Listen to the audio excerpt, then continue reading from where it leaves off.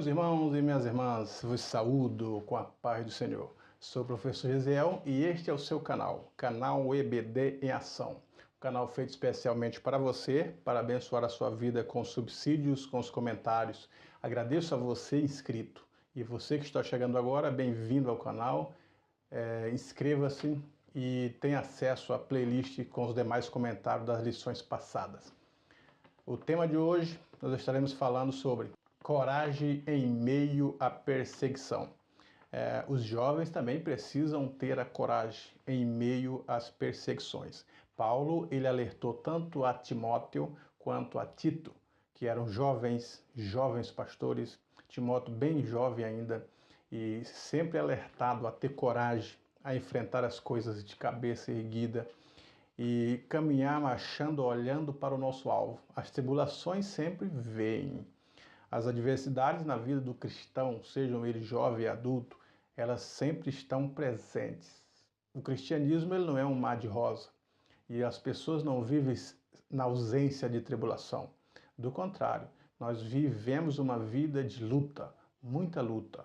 Cristo disse assim: quem quiser vir após mim, tome a sua cruz e siga-me. Cruz era sinônimo de algo ruim naquele período.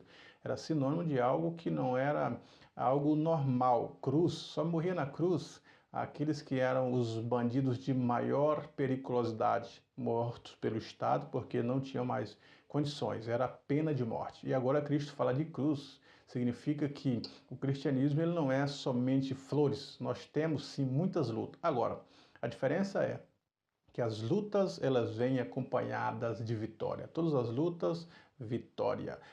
O salmista já dizia: muitas são as aflições dos justos, mas o Senhor livra de todas. Então é assim a nossa vida, cercada de adversidade. Cristo foi quem coroou dizendo: no mundo tereis aflições. Mas ele continua: tende bom ânimo, quer dizer, em meio às perseguições, às aflições, às angústias da vida, nunca está desanimado, nunca está de cabeça para baixo. Por quê? Porque nós temos um que é maior do que as adversidades, nós temos a quem socorrer. O próprio sinônimo de consolador. Quando Cristo disse: eu vou, mas enviarei outro consolador. Quer dizer, o Espírito Santo tem esse papel de consolar. Consolar a quem? Aqueles que vivem precisando de um amparo, de um ombro amigo, de um consolo, de uma esperança. E o Espírito Santo, na nossa vida, eles proporcionam isso para o cristão na nossa caminhada, cheia de angústia, de espinho. O Espírito Santo é o nosso consolador. E agora Paulo escreve para os irmãos de Tessalônica, uma igreja nova, como nós já sabemos, que não teve sempre a presença de Paulo, mas sempre estavam sós, caminhando a sós, mas sobre as orientações do apóstolo Paulo. E agora ele escreve na altura desta carta, encorajando os tessalonicenses em meio às adversidades. E no primeiro tópico nós temos: como se portar diante das tribulações? Como que nós devemos reagir? Qual que é o comportamento, a postura do cristão em meio às tribulações? Então é sobre isso que a lição está falando. Então qual que é o comportamento? Vejamos. Primeiro o comentarista coloca: com uma fé amadurecida. Então, à medida que a fé cresce, à medida que a nossa fé vai crescendo, aumentando, os discípulos oraram pedindo que aumentasse a fé. Então, nós vamos crendo. A fé tanto no sentido de crer em Cristo, de estar presente, como a fé de fidelidade, de ser fiel. E essa fé de ser fiel é que está registrada em Gálatas 5:22. Os frutos do Espírito é caridade, gozo, paz, longanimidade, fé. Essa fé é de fidelidade. À medida que nós estamos mais agarrados com Cristo, mais presente em Cristo, a nossa fé ela é arraigada e nós cada vez mais estamos sendo fiel a Ele, assim, sem importar com o que venha contrário a isso. O próprio Cristo foi quem disse, né? Dizendo assim: tu és Pedro, e sobre esta pedra edificarei a minha igreja, e as portas do inferno não prevalecerão contra ela. E então nós achamos que é a igreja que deve ficar firme, sustentada, se segurando, enquanto as portas do inferno batem contra ela. E não é assim, é o contrário. É a igreja que marcha diante das adversidades. É a igreja que caminha diante das tribulações. É a igreja que avança em meio às perseguições. Então as portas do inferno não prevalecem. Quer dizer, não persiste, não duram, não ficam de pé diante da caminhada da igreja, porque esta é vitoriosa. Então é assim que é a fé amadurecida. E em segundo momento, o escritor coloca sobre o segundo subtópico, dizendo que nós vencemos as perseguições com um amor que se multiplica. Que amor que se multiplica? O amor pelo reino, o amor pela palavra, o amor por Deus, o amor que temos por Ele faz com que entregamos as nossas vidas a eles. Os discípulos, eles chocaram a sociedade do mundo de então, porque eles permitiam a própria morte, se entregavam de tal forma que morriam por Cristo. Então as pessoas observavam, mas o que esses cristãos têm? Que se entregam por esse Cristo, por este caminho, por esta luz. Então é exatamente isso, é o amor que eles tinham arraigado no seu coração. Pedro morreu crucificado de cabeça para baixo. Paulo morreu com a cabeça decepada. E os demais, Tiago morreu jogado de cima do templo, caiu embaixo e acabaram de matar ele a paulada. Marcos amarraram ele sobre os cavalos selvagens e soltaram sobre as ruas de Alexandria. E onde os cavalos passavam correndo a altas velocidades, ficavam pedaços do corpo de Marcos. Então todos eles tiveram um final, com exceção de João, todos os discípulos tiveram um final que foram a morte. Mas por que essa morte? Por causa do amor, por causa da fé. Eles morreram e se entregaram porque amavam mais a Cristo, mais a vida futura, mais o reino do que este mundo.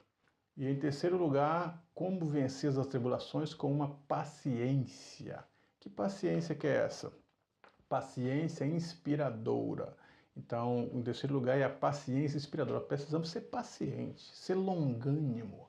Um dos frutos do Espírito é a longanimidade, esperar a tribulação passar, esperar o fim da tribulação, persistir, né? Ser longânimo, ser temperado, ter uma paciência longa para que as adversidades vão se esvaindo da vida do cristão, porque as lutas vêm, mas a nossa paciência faz vencer as lutas e a vitória é certa.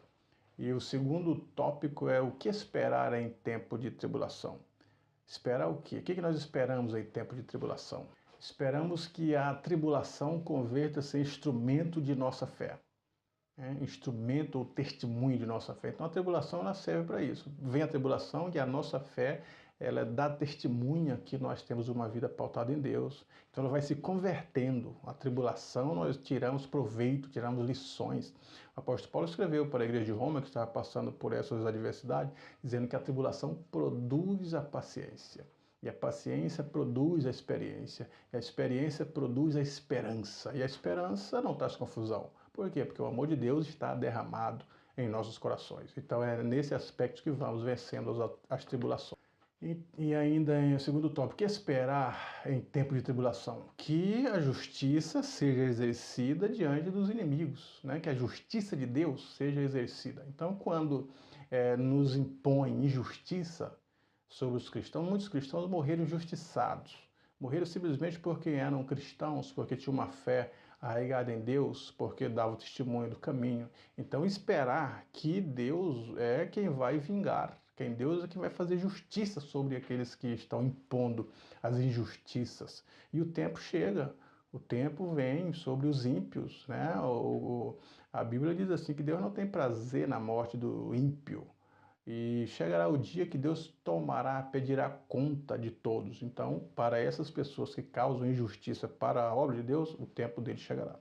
E ainda, o que esperar em tempo de tribulação? O terceiro subtópico diz que o dia do descanso virá. Virá o dia que estaremos descansando. O apóstolo João diz assim, chegará que quando ele viu a Nova Jerusalém, a cidade que descia do céu, ele disse que ali não haveria pranto, nem tristeza, nem dor, e que Deus enxugaria dos olhos todas as lágrimas. Isso é louvável, é isso que esperamos. Esperamos que o dia do descanso virá. A Bíblia diz assim, que o choro pode durar uma noite, mas a alegria vem pela manhã. Então a esperança de que um dia, o dia do descanso virá, com certeza, o dia que Deus enxugará dos nossos olhos todas as lágrimas, o dia que seremos confortados, o dia que olharemos e diremos, valeu a pena esperar em Deus, valeu a pena continuar fiel, valeu a pena pela recompensa que Deus dará para aqueles que vencerem. Então não é dos ligeiros a carreira, como diz a Bíblia, nem dos valentes a peleja, mas do Senhor vem a vitória. E o terceiro tópico é a oração de Paulo pelos Tessalonicenses. Paulo orava para que os Tessalonicenses tivessem sua fé confirmada, sua chamada confirmada. Então, quando eles tinham essa convicção, recebiam esse renovo, essa certeza, eles marchavam em caminhada. Nós precisamos orar para que a nossa fé, a fé dos jovens, seja confirmada, a nossa chamada confirmada. E assim esperamos no Senhor que Ele confirme os nossos passos. A Bíblia diz que os passos de um homem bom são confirmados pelo Senhor. E Paulo orava pelos Tessalonicenses para que eles viviam segundo a vontade de Deus. Porque se a gente fosse viver a nossa vontade, nós estaríamos uma vida de regalia, de prazer, sem tribulações, sem tristeza. Era isso que nós iríamos desejar. Mas quando nós agora temos um dono, que Cristo mora em nós e nós somos casa de Deus, quem mora é o dono. Então, se Cristo mora na nossa vida, Ele é o dono, Ele quebra. Quem mora na sua casa, você pode quebrar, reformar, doar, pintar, fazer o que você quer, porque você é o dono da casa. Agora, a Bíblia, a Escritura aos Hebreus, fala que nós somos casa de Deus, morada de Deus. Paulo diz que nós somos tabernáculo de Deus. Então, se Ele mora em nós, Ele manda. Então, é Ele agora quem dirige os nossos passos. Então, nós devemos nos entregar à soberania de Deus, da forma como Paulo disse, vivo, não mais eu, mas Cristo quem vive em mim. Quer dizer, Ele quem manda, Ele que rege, Ele que governa pela soberania dEle. Nós nos entregamos voluntariamente a esse comando, porque sabemos que Deus escolhe o melhor para nós. E ainda Paulo orava aos Tessalonicenses para que o Senhor fosse glorificado através da nossa vida. Então, quando nós temos essa atitude de viver plenamente para o reino de Deus, o nome do Senhor é glorificado. O nome de Deus é exaltado, que as pessoas olham e dizem, realmente essas pessoas se entregam para Cristo, vivem em prol de Cristo, então o nome de Deus ele é glorificado, exaltado, porque nós fizemos uma opção, conforme Jó. Jó ele foi tentado em todas as instâncias e o inimigo percebeu que Jó era fiel não porque o Senhor poderia favorecê-lo com as riquezas, com a saúde, com os filhos, mas porque ele tomou a opção de obedecer a Deus porque sabia que Deus era o dono da vida e teria o melhor para ele, era opcional. Então Deus foi glorificado na vida de Jó. Quando em meio à tribulação nós também resolvemos glorificar o nome do Senhor, deixar que Ele domine a nossa vida, o nome de Deus é glorificado. É assim com a vida da juventude. Vamos glorificar ao nosso Deus. Que Deus em Cristo vos abençoe, que o meu professor e a minha professora tenham uma aula excelente e que o Espírito Santo fale na vida de cada jovem. Deus em Cristo vos abençoe.